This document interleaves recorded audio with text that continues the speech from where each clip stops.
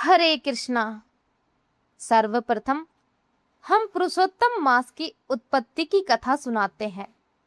उसके बाद हम अध्याय शुरू करते हैं। बहुत समय पहले की बात है, जब भगवान ने सृष्टि की रचना की, तब वर्ष में 12 महीने बनाए गए।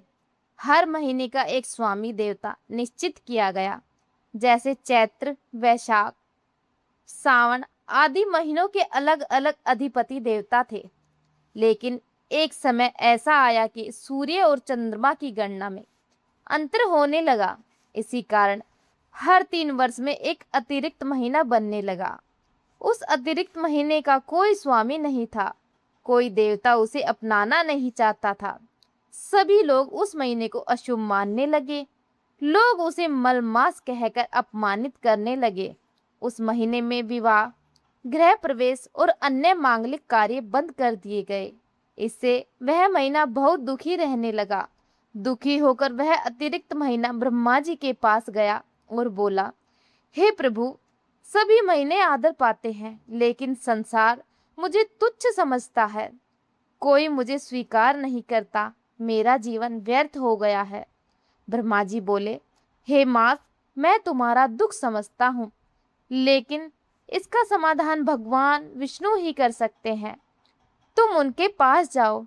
वह महीना भगवान शिव के पास भी गया, परंतु वहां से भी उन्हें यही उत्तर मिला कि श्री हरि ही उसका उद्धार कर सकते हैं।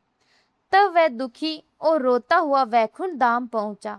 वहां भगवान श्री विष्णु शेषनाग पर विराजमान थे। उस मास ने भगवान के चरणों में गिरकर रोते हुए कहा, हे प्रभु, संसार मुझे अपवित्र और अशुभ कहता है। मेरा कोई सम्मान नहीं करता। अब आप ही मेरी रक्षा कीजिए। भगवान विष्णु उस महीने की विनम्रता देखकर अत्यंत द्रवित हो गए। उन्होंने प्रेम से कहा, हे मास, अब तुम दुखी मत हो। आज से मैं स्वयं तुम्हारा स्वामी बनता हूँ। मेरे सभी गुण, मेरा तेज, मेरा नाम और मेरा आशीर्वाद तुम्हें देता हूँ। अब संसार तुम्हें पुरुषोत्तम मास के नाम से जानेगा। भगवान ने आगे कहा, जो मनुष्य इस महीने में भक्ति, पूजा, दान, जप, कथा और व्रत करेगा, उसे अनेक यज्ञों तथा तीर्थों का फल प्राप्त होगा। इस मास में किया गया छोटा सा पुण्य भी कई गुना बढ़ जाता है। तभी से मल मास पुरुषोत्तम मास कहलाने लगा। यह महीना भगवान श्री कृष्ण और भगवान विष्णु को अत्यंत प्रिय माना गया है। शास्त्रों में कहा गया है कि पुरुषोत्तम मास में भगवान का नाम जपना चाहिए, गीता, भागवत और विष्णु कथा सुननी चाहिए, गरीबों को दान देना चाहिए, ब्रह्मचार्य और सात्विक जीवन अपनाना चाहिए, क्रोध, झूठ और पाप से दूर रहना चाहिए। जो भक्त सदा सच्चे मन से पुरुषोत्तम मास का व्रत करता है, उसके जीवन में दुख दूर हो जाते हैं। भगवान उसकी मनोकामनाएं पूर्ण करते हैं और अंत में उसे मोक्ष प्रदान करते हैं। तो चलिए शुरू करते हैं पुरुषोत्तम मास का प्रथम अध्याय। भगवान श्री कृष्ण, जो वृंदावन की शोभा बढ़ाने वाले हैं, भक्तों की हर इच्छा पूरी करने वाले हैं, उन पुरुषोत्तम भगवान को बार बार प्रणाम है। माता सरस्वती, भगवान नारायण, नर नारायण और वेद व्यास जी को प्रणाम करके इस पवित्र कथा का आरंभ करते हैं। एक समय की बात है, परम पवित्र नैमिषारण्य वन में अनेक बड़े बड़े ऋषि और मुनि एक विशाल यज्ञ के लिए एकत्र हुए। वह शौनक ऋषि सहित असंख्य तपस्वी मुनि उपस्थित थे। सभी वेदों के ज्ञाता, धर्मात्मा, परोपकारी और भगवान के भक्त थे। वे संसार के कल्याण के लिए यज्ञ कर रहे थे। उसी समय तीर्थ यात्रा करते हुए सूत जी वहां पहुंचे। वे अनेक तीर्थों का भ्रमण करके आए थे। उनके शरीर पर गोपी चंदन का तिलक था, गले में तुलसी की माला थी और मुख पर तेज झलक रहा था। वे भगवान के नाम का निरंतर जाप करते रहते थे। सूत जी को आते देखकर सभी ऋषि मुनि आदर पूर्वक खड़े हो गए। उन्होंने सूत जी को प्रणाम किया और बड़े प्रेम से ऊंचे आसन पर बैठाया। तब शौनक ऋषि बोले, हे सूत जी, आप बड़े ज्ञानी और भाग्यवान हैं। आपने महर्षि वेदव्यास जी से अनेक दिव्य कथाएं सुनी हैं। कृपया करके हमें ऐसी कथा सुनाइए जो मनुष्य को संसार रूपी दुखों से पार कर दे, भगवान की भक्ति बढ़ाए और जीवन को सफल बना दे। ऋषियों की विनती सुनकर सूत जी प्रसन्न होकर बोले, हे मुनियों, मैं आपको एक अत्यंत पवित्र और कल्याणकारी कथा सुनाता हूँ। पहले मैं तीर्थ यात्रा के लिए निकला था। मैंने पुष्कर तीर्थ में स्नान किया, देवताओं और पितरों का तर्पण किया, फिर यमुना जी के तट पर गया। वहां से गंगा, काशी, गया और त्रिवेणी संगम जैसे अनेक पवित्र तीर्थों का दर्शन किया है। मैंने गंडकी, गोदावरी, कावेरी, नर्मदा और अनेक पवित्र नदियों में स्नान किया। फिर रामेश्वरम गया और अंत में बद्रीनाथ धाम पहुंचकर भगवान नारायण के दर्शन किए।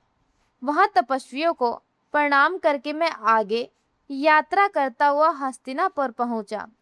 सूत जी आगे बोले, हस्तिनापुर पहुंचकर मैंने सुना कि राजा परीक्षित अपना राज्य त्याग कर गंगा तट पर चले गए हैं। उन्हें ज्ञात हो चुका था कि 7 दिन बाद उनकी मृत्यु होने वाली है, इसलिए उन्होंने संसार का मोह छोड़ दिया और भगवान की कथा सुनने का निश्चय किया। यह सुनकर अनेक बड़े बड़े ऋषि और योगी गंगा तट पर एकत्रित हो गए। कोई केवल वायु पीकर जीवन जीता था, कोई फल खाता था, कोई जल पीता था। सभी महान तपस्वी वहां उपस्थित थे। तभी अचानक वहां एक अद्भुत तेजस्वी युवक आते दिखाई दिए। उनकी आयु लगभग 16 वर्ष थी। उनके शरीर पर धूल लगी हुई थी, बाल बिखरे हुए थे और वे पूर्णतः निर्लिप्त दिखाई देते थे। उनके पीछे छोटे छोटे बालक हंसते हुए चल रहे थे, क्योंकि वे उनके महान स्वरूप को पहचान नहीं पा रहे थे। लेकिन वहां उपस्थित ऋषि मुनि तुरंत समझ गए कि बल्कि स्वयं महाज्ञानी श्री शुक्रदेव जी हैं, जो वेद व्यास जी के पुत्र थे। शुक्रदेव जी को देखते ही सभी ऋषि आदर पूर्वक खड़े हो गए। राजा परीक्षित ने हाथ जोड़कर उन्हें प्रणाम किया और ऊंचे आसन पर बैठाया। शुक्रदेव जी का तेज ऐसा था मानो तारों के बीच पूर्णिमा का चंद्रमा चमक रहा हो। उनका मन सदैव भगवान श्री कृष्ण के चरणों में लगा रहता था।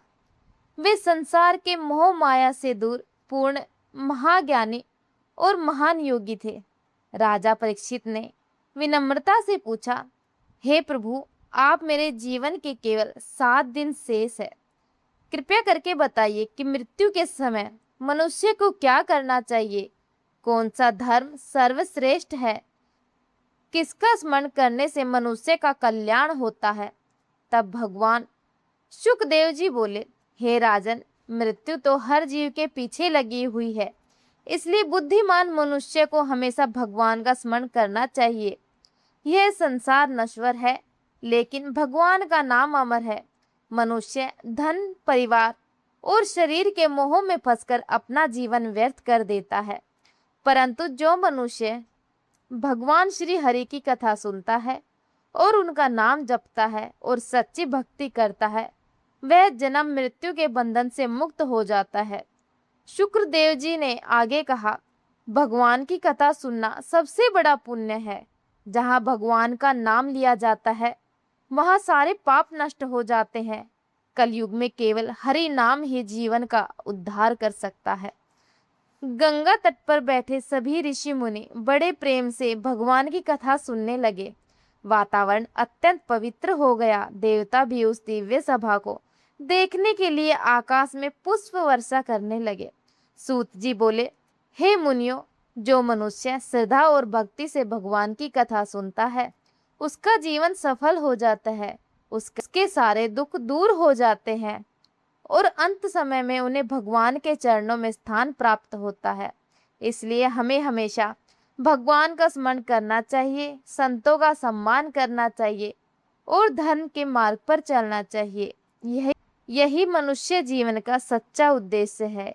इतना कहकर सूत जी ने सभी ऋषियों को भगवान पुरुषोत्तम की महिमा सुनाई।